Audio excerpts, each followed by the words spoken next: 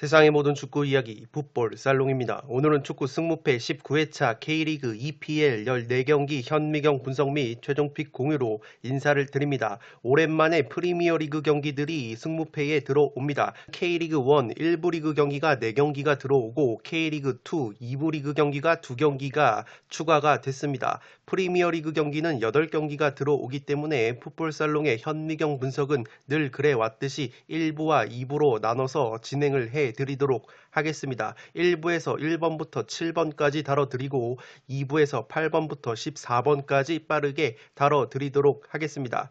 승무패 19회차 같은 경우에는 내일 토요일 낮 1시 50분까지만 판매를 하기 때문에 구독자 여러분들이 미리 픽을 갈무리 하셔서 늦지 않게 구매를 해 주시기 바랍니다.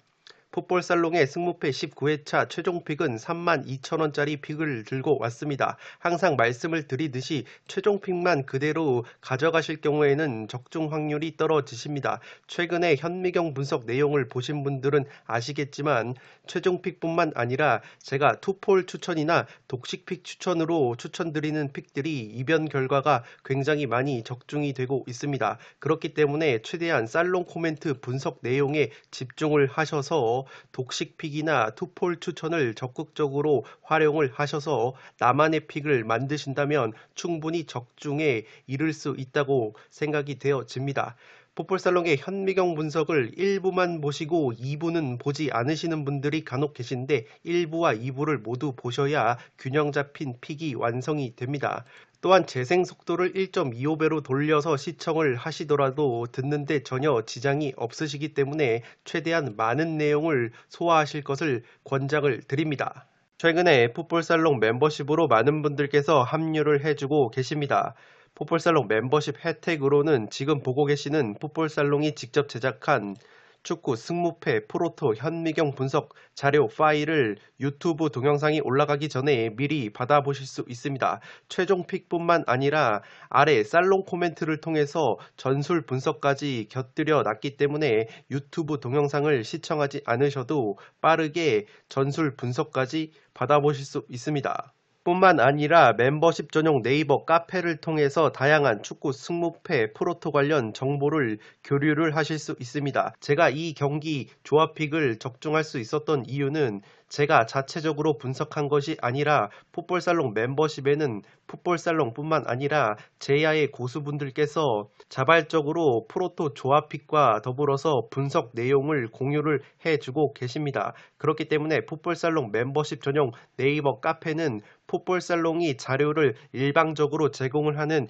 일방적 소통이 아니라 멤버십 회원 여러분들도 자발적으로 자료를 공유를 하시는 쌍방향 소통이라는 점을 말씀을 드립니다. 축구라는 스포츠를 매개로 토토를 건전하고 소소하게 즐기시면서 나름의 문화를 만들어가고 싶으신 분들은 지금 화면 위로 올라가는 링크를 클릭을 하셔서 풋볼살롱 멤버십과 관련한 다양한 혜택을 확인을 해 보신 뒤에 멤버십으로 합류를 해 주시면 되겠습니다. 승무패 19회차 현미경 분석 1부 첫 번째 경기는 대구와 인천의 경기입니다. 승무 투폴로 가보도록 하겠습니다. 대구가 직전 수원FC 원정에서 4대2 역전승을 거두면서 파죽의 4연승을 달렸습니다. 에이스 세징야 선수가 없는 상황에서 거둔 4연승이기 때문에 의미가 크다고 볼 수 있겠고 공격수 에드가 선수가 4경기 연속골을 넣어주면서 공격을 진두지휘하고 있습니다. 3백 수비의 한 축을 담당하는 홍정훈 선수가 직전 경기에서 결장을 하면서 대구가 2골이나 실점을 했는데 이번에는 세징야 선수와 홍정훈 선수가 동반 복귀 가능성이 높다고 합니다. 물론 직전 수원전에서도 두 선수 모두 출전이 유력하다고 보도가 나왔지만 결장을 했기 때문에 세징야와 홍정훈이 100% 나온다는 보장은 없을 것 같지만 그래도 이번만큼은 출전 가능성이 좀 더 높지 않나 싶습니다. 베테랑 선수인 이근호와 이용래 선수가 맹활약을 해주고 있고 왼쪽 측면에 안용우 선수가 지난 수원전에서 왼발 킥, 날카로운 킥을 보여주면서 존재감을 드러냈습니다. 지난 인천 원정에서 1대2로 패배를 당했는데 당시에는 핵심 수비수 홍정훈과 공격수 에드가가 결장을 했고 최근에 공격수로 출전을 하고 있는 김진혁 선수가 수비수로 기용이 됐기 때문에 대구가 완전체로서 인천을 상대로 충분히 5연승까지 거둘 만한 경기라고 보여집니다. 다만 대구가 인천만 만나면 조금 작아지는 모습이 있는데 최근 4경기 상대 전적을 보시면 2무 2패로 인천을 상대로 승리가 없습니다. 반면에 인천 역시 최근에 상승세를 제대로 탔습니다. 강원과의 홈경기에서 1대0 승리를 거두면서 최근 3경기 2승 1무 무패 행진을 달렸고 최근에 델브리지 선수가 K리그 적응을 마치면서 베테랑 수비수 김광석과 더불어서 델브리지 정동윤이 구축하는 3백 수비가 굉장히 탄탄하게 이루어지고 있습니다. 주포 공격수 무고사 선수가 지난 경기에서 후반 20분에 교체 투입이 됐기 때문에 서서히 몸 상태를 끌어올리고 있고 이 캡틴 김도혁 선수가 3경기에서 1골 1도움으로 맹활약을 하고 있는데 이 김도혁 선수가 중원의 이강현 선수라고 활동량을 많이 가져가는 미드필더가 중용이 되면서 김도혁 선수가 수비적인 역할보다는 보다 공격적인 역할을 수행할 수 있도록 발판이 마련이 됐습니다. 따라서 이 김도혁과 후반전에 송시우를 활용한 인천의 역습이 상대팀들로 하여금 곤욕스럽게 만들고 있고 다만 인천이 항상 홈에서는 좋은 경기력을 보여주는데 원정에서는 1승 5패로 나쁜 성적을 보여주기 때문에 최대치로는 무승부가 아닐까 싶습니다. 살롱 코멘트에서 정리를 해드리면 상승세의 두 팀이 만나는 만큼 팽팽한 경기가 펼쳐질 것으로 보입니다. 1차전과는 확연하게 달라진 양 팀의 분위기이기 때문에 우선 인천 같은 경우에는 1차전 맞대결에서 대구에게 세트피스 상황에서 동점골을 내줬는데 당시에는 델브리지 선수가 선발 출전을 하지 않았습니다. 지금은 델브리지가 K리그 적응을 마쳤기 때문에 델브리지의 압도적인 제공권을 활용을 한다면 대구가 자랑하는 세트피스도 어느 정도 제어를 할 수 있지 않을까 싶습니다. 대구 역시 지난 1차전에서는 수비의 핵 홍정훈이 결장을 했고 최전방 공격수 에드가가 결장을 했기 때문에 인천을 상대로 이번에 완전체로서 벼르고 있을 것으로 보입니다.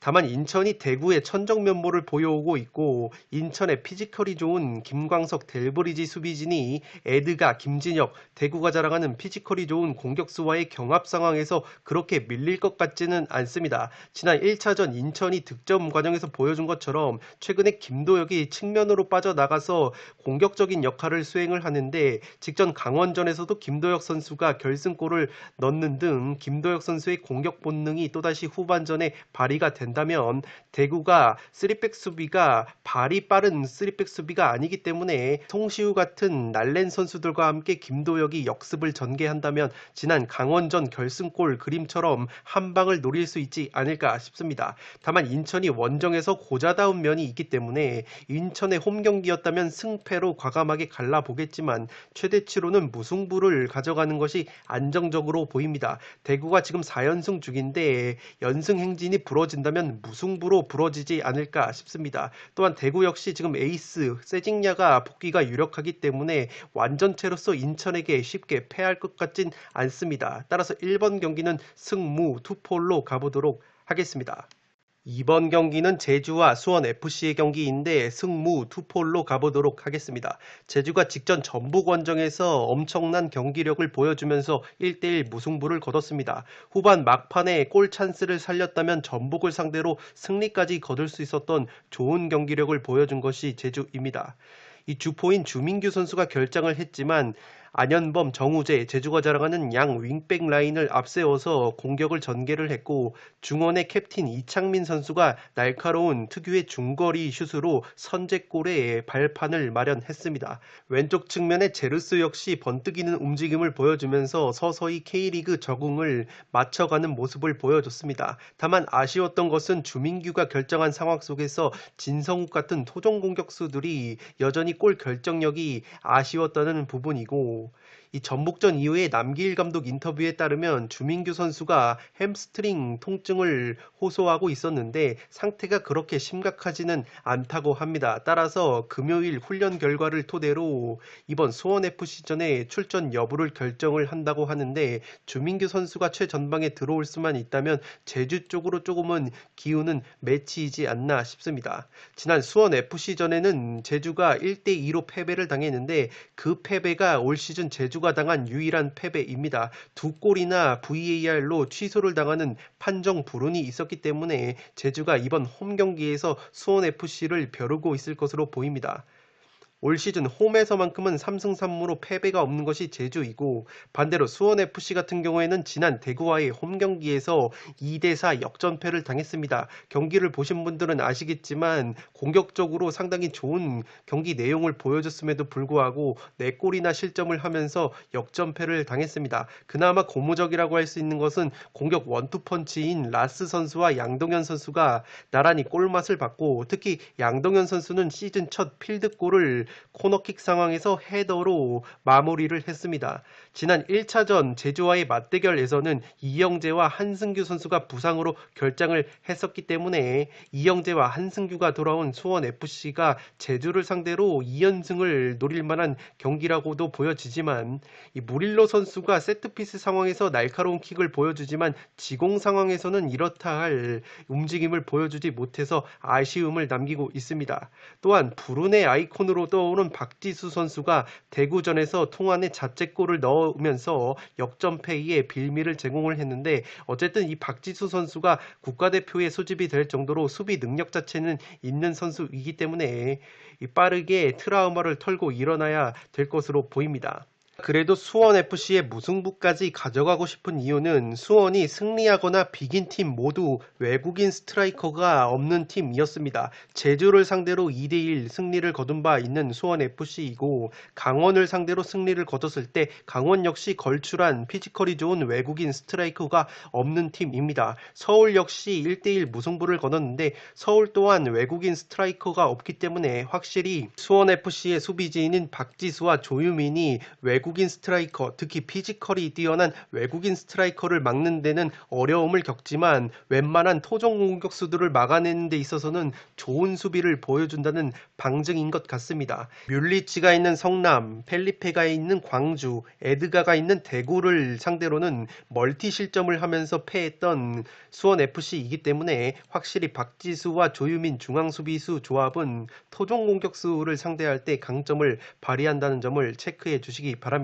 올 시즌 원정 경기에서는 승리가 단 한 차례도 없는 것이 수원이고 살롱 코멘트에서 정리를 해드리면 수원이 지난 1차전에서 판정덕을 봤다고 해도 제주를 상대로 경기력 자체는 나쁘지 않았습니다. 물론 수원FC가 2부 리그에서 제주를 매일매일 상대를 해왔기 때문에 그러한 거부감이 없는 면도 있고 제주 같은 경우에는 두 골이 VAR로 취소가 되는 불운이 따랐기 때문에 이번에 홈에서 반드시 승리를 노릴 것으로 보입니다. 앞서 말씀을 드린 것처럼 수비수 박지수 선수가 대구전에서 자책골을 기록을 하면서 불운의 아이콘이 됐는데 박지수와 조유민이 외국인 스트라이커보다는 확실히 토종 공격수들을 상대할 때 강점을 보이고 따라서 제주가 주민규가 선발로 나설 수 있다면 물론 주민규 역시 피지컬과 포스트 플레이나 마무리 능력이 상당히 좋은 공격수이지만 그럼에도 불구하고 외국인 스트라이커를 상대할 때보다 더 좋은 수비를 보여줄 수 있지 않을까 싶습니다. 또한 수원FC의 공격수 양동현 선수가 첫 필드골을 맛봤고 라스 역시 최근에 좋은 골 감각을 보여주고 있기 때문에 지난 맞대결에서 라스가 골을 넣었던 좋은 기억을 살린다면 공격적으로도 수원FC가 제주를 상대로도 의외로 좋은 모습을 보여줄 수 있지 않을까 싶습니다. 더욱이 1차전에서 승리를 거뒀을 때 한승규와 이영재가 빠졌었기 때문에 이 한승규와 이영재 선수가 컨디션이 조금만 올라와 준다면 중원에서부터 날카로운 패스를 뿌리면서 수원FC가 자랑하는 공격력을 극대화할 수 있지 않을까 싶습니다. 다만 최대치는 무승부로 보여지는 것이 최근 제주의 조직력과 경기력을 봤을 때 그리고 홈 이점을 생각을 해본다면 제주의 근소한 승리가 유력해 보이고 최대치로는 무승부가 맞지 않을까 싶습니다. 따라서 폴더스의 여유가 있으신 분들은 저처럼 투포를 잡으셔서 이변을 노려볼 만한 경기이지 않나 싶습니다. 3번 경기는 포항과 강원의 경기인데 단통 무승부로 가보도록 하겠습니다. 포항이 수원 삼성과의 홈 경기에서 1대1 무승부에 그쳤습니다. 최근 5경기에서 패배는 없는데 2연속 무승부를 달리면서 상승세가 조금은 꺾였습니다. 5골을 넣었는데 실점이 2골밖에 되지 않아서 확실히 수비에 안정감을 더한 김기동 감독인데 핵심 자원인 신광훈 선수와 권한규 선수가 이번 강원전에 징계로 결장을 합니다. 이 중앙 수비의 핵이라고 볼 수 있는 권한규가 빠지고 최근에 수비형 미드필더로 기용이 되는 신광훈까지 빠지기 때문에 포항이 이 수비의 전력 누수가 상당히 클 것으로 보입니다. 실리적인 축구로 최근에 전향을 한 김기동 감독이기 때문에 이러한 수비 핵심 요원들이 빠지는 것은 포항이 또다시 수비적으로 헐거워지면서 실점을 하는 그림이 그려지는 강원전입니다. 지난 1차전 맞대결에서는 3대1 완승을 거둔 포항인데 당시에 세트피스로만 2골이나 넣으면서 강원에게 역전승을 거뒀습니다. 당시 세트피스 2방으로 2골을 넣었던 수비수 하창래와 권한규가 이번 경기에 모두 없기 때문에 이번에도 강원을 상대로 세트피스 상황에서 그림을 만들 수 있을지 귀추가 주목이 됩니다. 이 용병 선수인 크베시치, 타쉬, 팔라시오스 이 3인방은 부진한 모습을 계속해서 보여주고 있기 때문에 김기동 감독이 선발로도 제외를 할 정도로 폼이 좋지 않습니다. 그나마 임상엽, 송민규, 강상우 같은 토종 자원들이 고군분투를 해주고 있기 때문에 김기동 감독이 또다시 토종 자원들 위주로 선발 라인업을 꾸리지 않을까 싶습니다. 최근 10경기 상대 전적을 보시면 4승 4무 2패로 포항이 근소하게 우위를 점하고 있고 강원의 경우에도 직전 인천 원정에서 패배를 하면서 최근 4경기 1무 3패 하락세에 빠졌습니다. 신광훈과 이 권한규가 빠지는 포항처럼 강원 역시 지금 공수 핵심 자원인 고무열과 임채민 선수가 교통사고 여파로 결장을 합니다. 최소 2개월가량 결장이 예상이 되기 때문에 강원이 전력 누수가 상당히 크고 오른쪽 윙백 임창우 선수가 최근에 활발한 움직임을 보여주면서 오른쪽 측면 공격을 책임지고 있습니다. 또한 이선의 황문기 선수가 날카로운 움직임과 패스를 뿌리면서 플레이메이킹을 해주고 있고 일본인 마사 선수가 지난 인천전에서 결정적인 슈팅 기회를 몇 차례 잡았는데 마무리가 안 되면서 아쉬움을 삼킨 강원입니다. 김병수 감독이 김대원 선수의 교체 카드 투입 시기가 조금은 늦은 감이 있어서 아쉬움을 샀고 포항 역시 조커인 고영준 선수를 너무나도 늦게 투입을 하는 바람에 다 잡았던 승리를 놓친 부분이 있습니다. 살롱 코멘트에서 정리를 해드리면 양팀 모두 지난 라운드 경기력에 비해서는 다소 아쉬운 결과표를 받아들였습니다. 포항의 경우에는 핵심 자원인 신광훈과 권한규가 빠지기 때문에 허리와 수비 쪽에 전력 누수가 심할 것으로 보여지고 강원 역시 공수의 핵심 자원인 고무열과 임채민 선수가 교통사고 여파로 출전이 불가능하기 때문에 양팀 모두 공수에 걸쳐서 전력 누수가 심할 것으로 보입니다. 직전 경기에서 양팀 감독 모두 쪼코 기용이 늦어지면서 결과를 이끌어내지 못했는데 이번 경기만큼은 포항 같은 경우에는 고영준을, 강원은 김대원을 빠르게 투입을 하면서 역습 한 방을 노릴 것으로 보입니다. 강원의 경우에는 엄밀히 말하면 지난 인천전에서는 경기 자체는 주도를 했는데 최전방 마무리에 실패를 하면서 패배를 당한 느낌이 있습니다. 최근에 인천의 3백 수비가 탄탄한 것을 고려하면 강원이 고무열이 없는 상황에서 득점 기회를 만들어낸 것은 고무적이라고 할 수 있겠고 그러한 의미에서 포항이 핵심 수비수 권한규와 미드필더 신광훈이 빠진다면 제 개인적인 생각으로는 이 두 선수가 빠진 포항 수비가 인천의 수비보다는 헐겁다고 보여집니다. 따라서 강원이 김대원, 황문기 같은 빠른 자원들을 앞세워서 실리적인 운영과 더불어서 역습 한 방을 노린다면 포항 역시 실점을 할 가능성이 높아 보입니다. 최근에 포항의 김기동 감독 역시 화끈한 공격 축구보다는 실리적인 운영을 하고 있다고 말씀을 드렸는데 권한규와 신광훈이 빠진다면 이러한 실리적인 운영에 제동이 걸릴 가능성이 높아 보이고 그렇게 된다면 홈에서 오랜만에 공격적인 전술을 들고 나올 가능성도 있어 보입니다. 그렇게 된다면 최근에 컨디션이 좋은 토종 공격수 임상엽이나 왼쪽 측면 라인을 책임지는 송민규, 강상우를 앞세워서 포항이 선제골만 넣을 수 있다면 후반에 고영준 쪼코 카드 기용으로 포항이 쐐기골을 넣으면서 승리를 가져가는 그림도 조금은 그려집니다. 그래도 과감하게 무승부로 가는 이유는 포항이 선제골 득점에 실패를 한다면 김대원을 일찌감치 강원이 기용을 해서 임창우, 김대원, 황문기 같은 빠른 역습을 친다면 포항의 덜미를 충분히 잡을 수 있지 않을까 싶습니다. 포항이 3백을 사용하는 팀들을 상대로는 약한 모습을 보이고 있기 때문에 강원이 제 아무리 임채민이 나오지 못한다고 하더라도 김영빈이나 아슐마토프를 축으로 3백 수비를 구축을 한다면 포항의 컨디션이 떨어진 용병 공격진들을 막아낼 수 있지 않을까 싶습니다.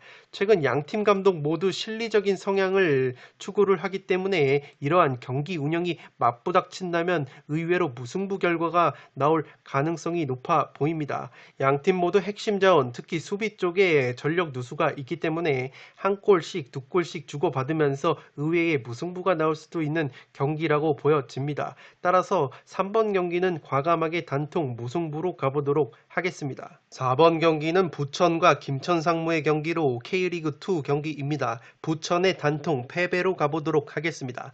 부천이 직전 안양 원정에서 0대2 패배를 당했습니다. 페널티킥만 2개나 내주면서 허무하게 패배를 당했고 최근 6연패를 당했는데 6연패 부진 속에서 골이 단 한 골도 없습니다.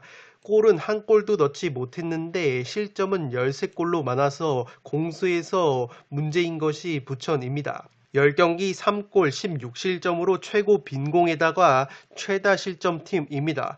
시즌 초반에 경남에서 이적을 해온 박창준이라는 선수가 3골이나 넣어주면서 맹활약을 했는데 이 박창준 선수가 귀신같이 부상을 당하자마자 한 골도 넣지 못하고 있는 것이 부천입니다. 외국인 공격수 크리슬란 역시 부상으로 이탈을 해 있고 핵심 수비수 박태용 선수가 3월달에 부상을 당해서 이탈을 해 있습니다. 측면에서 좋은 활약을 보여준 장현수 선수 역시 부산전에서 부상 이후에 직전 안양전에 결장을 했습니다. 고무적인 것은 그래도 박창준이 부상 복귀 가능성이 있기 때문에 이 씨가 말랐던 득점포를 재가동할 수 있을지 귀추가 주목이 됩니다. 지난 김천 원정에서 0대1로 패배를 당했는데 후반 막판에 강지훈이라는 선수에게 극장골을 내줬습니다. 물론 한 골차 석패라고 볼 수 있겠지만 경기 내용적인 측면에서 김천이 무려 슈팅을 18개나 때렸는데 부천은 슈팅이 단 5개밖에 없었습니다.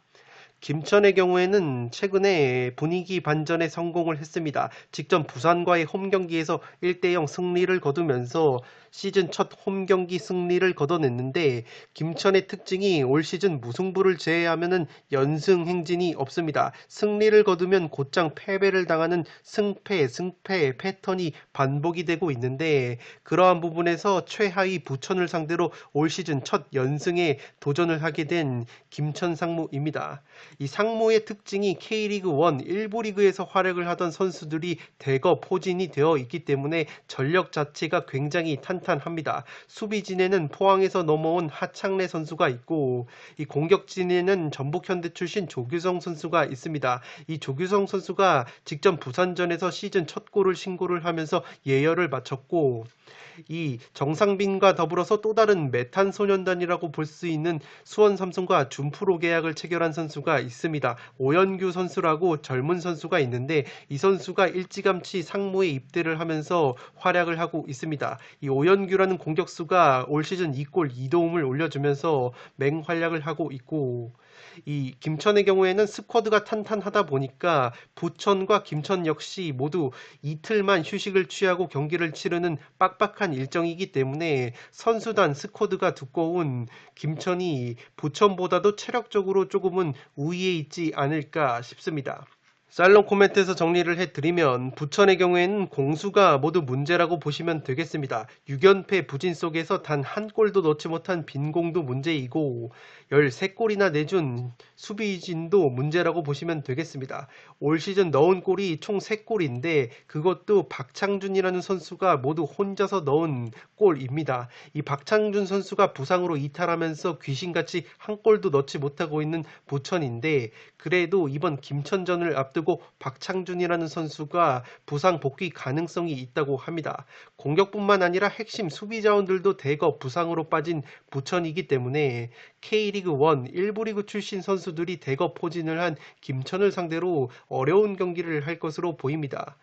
이틀 휴식 후 경기를 치르는 일정이기 때문에 상대적으로 스쿼드가 두터운 김천이 체력적으로도 부천을 압도할 수 있지 않을까 싶습니다. 김천이 아직까지 연승이 없는데 최하위 부천을 상대로 연승을 가져갈 만한 매치업이라고 보여집니다. 따라서 4번 경기는 부천의 단통 패배로 가보도록 하겠습니다. 5번 경기는 리즈와 토트넘의 경기인데 리즈의 단통 패배로 가보도록 하겠습니다. 투폴 추천으로는 무승부까지 바치실 것을 추천드리겠습니다. 리즈의 경우에는 직전 브라이튼 원정에서 0대2 패배를 당했습니다. 리즈 유나이티드는 11위를 차지하면서 1부 리그 잔류가 확정이 됐기 때문에 사실상 동기부여적인 측면에서는 토트넘보다는 떨어질 수 있습니다. 그러나 최근에 강팀과의 경기에서 실리적인 운영을 병행을 하면서 결과를 이끌어내고 있는 리즈이기 때문에 충분히 토트넘을 상대로도 무승부까지는 잡아볼 만한 매치라고 생각이 되어집니다. 이 칼빈 필립스라고 살로만 뉴스에서 말씀을 드렸던 핵심적인 수비형 미드필더가 있는데 이 선수가 포백 수비 앞에서 이 왕성한 활동량을 가져가면서 태클이나 가로채기 그리고 롱패스 같은 빌드업까지 담당을 하는데 칼빈 필립스 선수가 부상으로 인해서 이번 토트넘전에 결장을 할 것으로 보입니다. 이 칼빈 필립스 선수가 지난 맨체스터 유나이티드전과 리버풀전에서 맹활약을 하면서 무승부를 이끌어내는데 이 칼빈 필립스가 나오지 못한다면 리즈 유나이티드가 최근에 강팀을 상대로 펼치는 실리적인 운영에 제동이 걸릴 수 있지 않을까 싶습니다.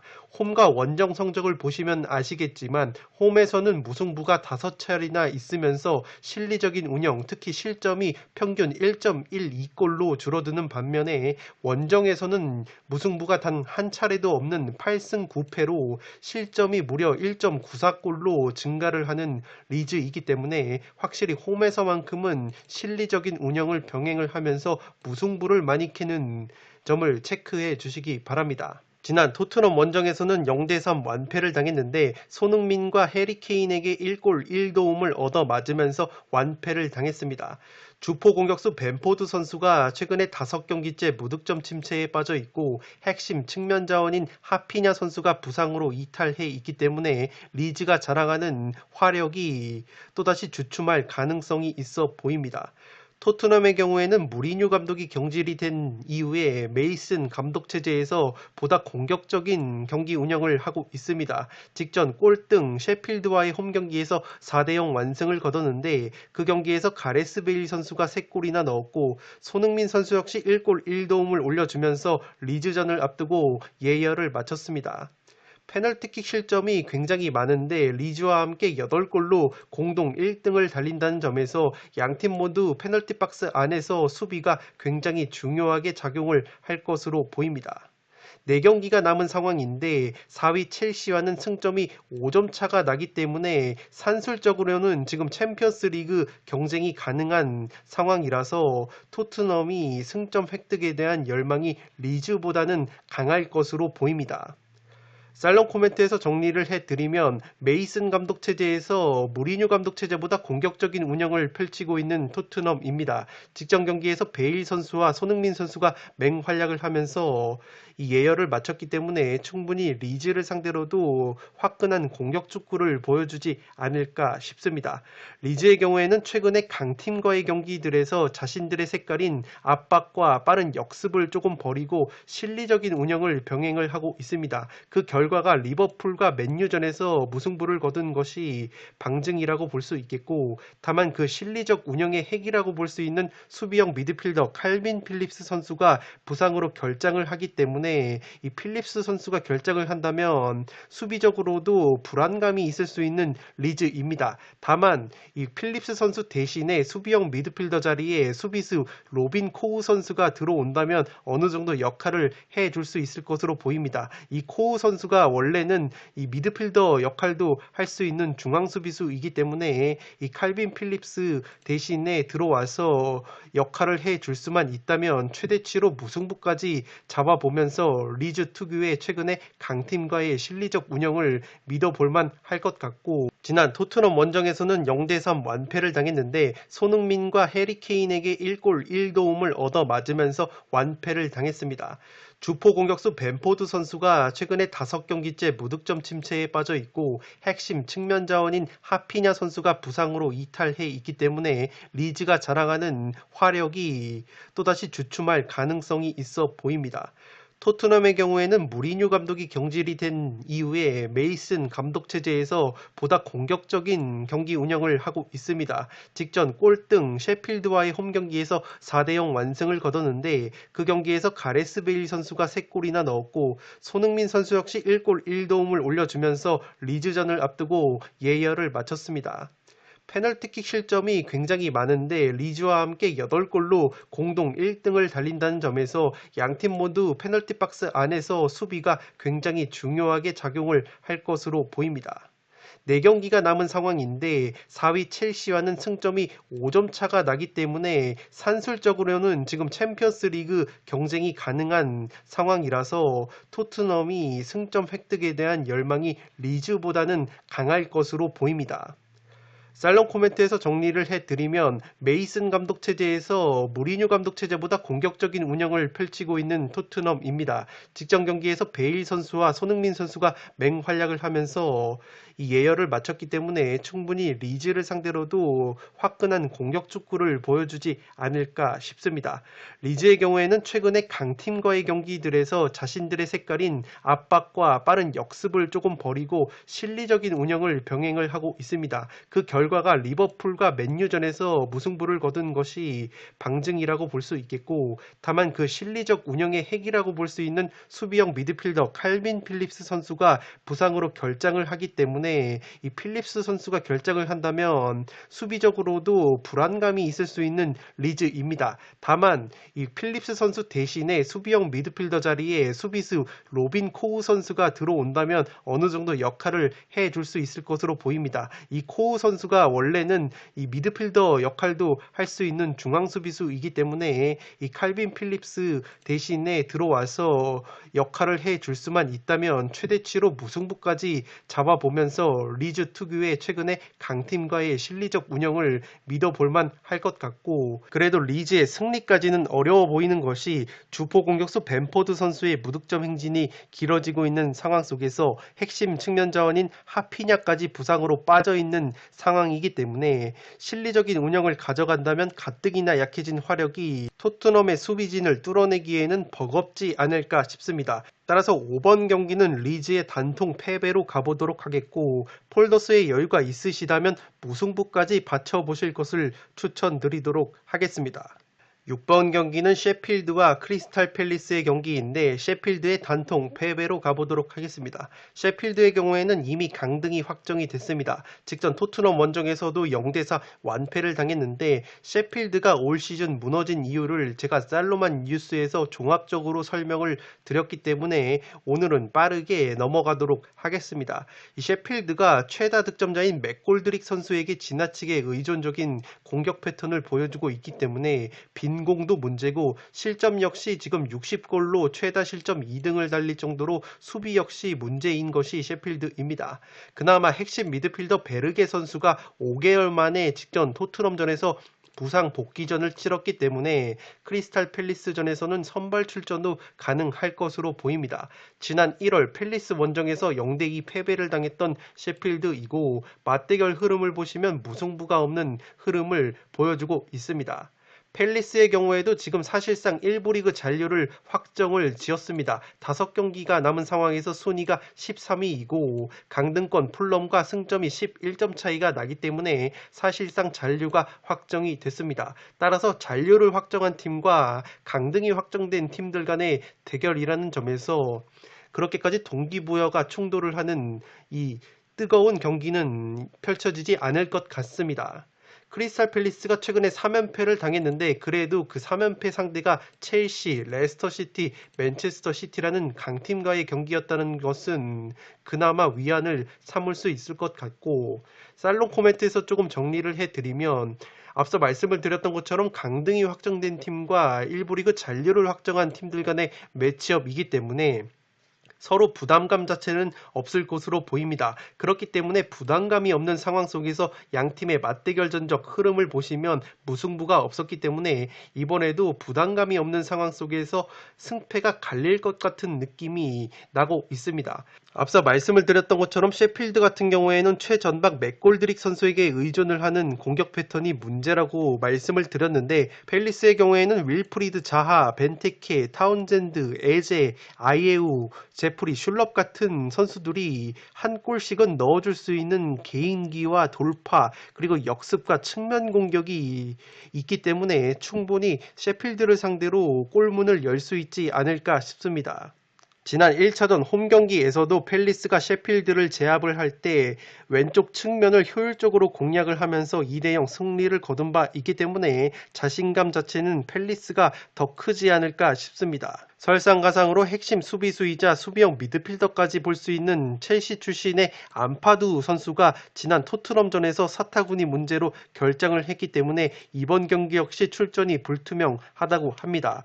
주전급 자원들의 이탈이 오히려 셰필드가 더 많아 보이기 때문에 팰리스가 공격진의 퀄리티를 앞세워서 셰필드를 상대로 승리까지 가져갈 수 있지 않을까 싶습니다. 베테랑 수비수 게리 케일 선수가 백업 명단으로 돌아온 것도 팰리스가 수비 쪽에 전력 강화라고 보여지고, 그렇기 때문에 6번 경기는 셰필드의 단통 패배로 가보도록 하겠습니다. 현미경 분석 1부 마지막 경기는 맨체스터 시티와 첼시의 경기입니다. 과감하게 단통 무승부로 가보도록 하겠습니다. 미리 보는 챔피언스 리그 결승전이라고 제가 살로만 뉴스에서 말씀을 드렸습니다. 맨체스터 시티 같은 경우에는 파리 생제르맹을 완파하고 결승에 올랐고, 첼시 역시 레알 마드리드를 완파하고 결승전에 올랐습니다. 맨체스터 시티 같은 경우에는 첼시전에서 승리를 거둘 경우에는 자력 우승, 프리미어리그 자력 우승을 확정을 하게 되고, 첼시의 경우에도 지금 순위가 4위를 달리고 있는데 4경기가 남은 상황에서 승점이 61점으로 4등입니다. 3등 레스터 시티와는 승점이 2점 차이밖에 나지 않고,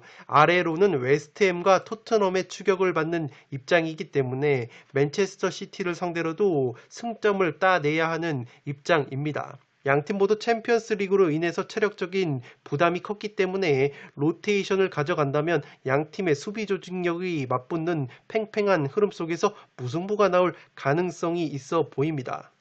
살롱 코멘트에서 정리를 해드리면, 앞서 말씀을 드린 것처럼 챔피언스리그 4강 병행 과정에서 체력적인 누수가 컸던 만큼 양팀 모두 로테이션을 부분적으로 돌리지 않을까 싶습니다. 굳이 지금 챔피언스리그 결승전을 앞두고 전력 투구를 해서 패를 모두 깔 필요는 없을 것으로 보이고, 그렇기 때문에 체력적인 안배를 충분히 하면서 양팀이 신경전을 가져가지 않을까 싶습니다. 이러한 니즈가 반영이 된다면 양팀 모두 주축 선수들이 빠진 선발 라인업이 가동될 가능성이 있고, 그렇게 된다면 서로의 탄탄한 수비 조직력을 깨는데 어려움을 겪을 것으로 보입니다. 특히 첼시의 투엘 감독이 이미 FA컵에서 과르디올라 감독의 맨체스터 시티를 꺾은 바 있기 때문에 투엘 감독이 지난 레알 마드리드전에서 보여준 것처럼 한번 이겨본 상대 감독들에게는 잘 패하지 않는 느낌이 있기 때문에 첼시 역시 지금 원정에서 짠물 수비를 보여주고 있다는 점에서 양팀 모두 팽팽한 수비력을 앞세운다면 이 경기는 의외로 무승부가 나올 가능성이 높아 보입니다. 이 첼시의 경우에는 레스터 시티와 FA컵 결승전을 치른 다음에 또다시 레스터 시티와 리그에서도 맞붙기 때문에 이 레스터와의 2연전이 상당히 중요할 것으로 보이고, 그렇기 때문에 7번 경기는 단통 무승부로 과감하게 가보도록 하겠습니다. 네, 이것으로 승무패 19회차 현미경 분석 1부를 모두 마치도록 하겠습니다. 저는 연이어서 2부를 촬영을 해서 구독자 여러분들의 흐름이 끊기지 않도록 최대한 빠르게 업로드를 해드리도록 하겠습니다. 끝으로 영상이 도움이 되신 분들은 좋아요와 구독 버튼을 눌러주시면 풋볼살롱 채널에 크나큰 힘이 됩니다. 구독 버튼 옆에 종 모양의 알림 설정을 해주시면 그 누구보다 빠르게 양질의 축구 승무패 프로토 관련 컨텐츠를 만나보실 수 있습니다. 지금까지 풋볼살롱이었습니다. 감사합니다.